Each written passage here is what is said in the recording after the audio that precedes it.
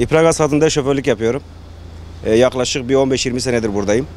Yaşadığımız sıkıntılarımız yakıtların pahalılığından, sanayi masraflarından ve yolların bozukluğundan bayağı bir şikayetçiyiz. Özellikle tabii oduncular sesinden ve garajın içindeki bu sivil araçların park edilmesi ve bu yolların bozuk olması. Oduncular sesinden Bayındırlık Polisen Polikliniğinden eski durak dediğimiz bir durağımız var. Oraya kadar yollarımız perişan halde.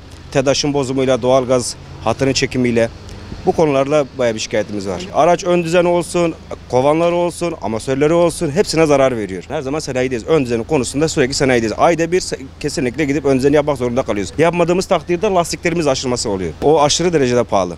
Yani bu pahalılık tabii kimin elinde olduğunu bilmiyorum ama fazlasıyla çok pahalı. Ya hem el emeği hem parça her ikisi de pahalı. Sanayiye gitmekten bayağı bir korkuyoruz yani. Bu mağduriyetimizin giderilmesini istiyoruz. Özellikle yol konusunda. Yollarımız düzgün olduğu zaman zaten sanayiye de fazla uğramamız olmaz zaten. Evet, sanayi masrafımız çok ve yollardan hiç memnun değiliz. Özellikle tümseklerden. El emeği daha pahalı. Artık el emeği parçadan daha pahalı olmuş.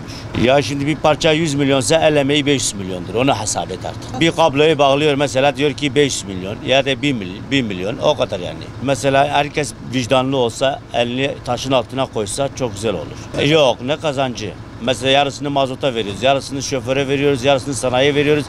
Mutfağımıza götürsek Allah bin bereket versin. Evet bu yolların yapılması, sanayiye el atılması yani bu kadar. Başka ne diyebilirim ki?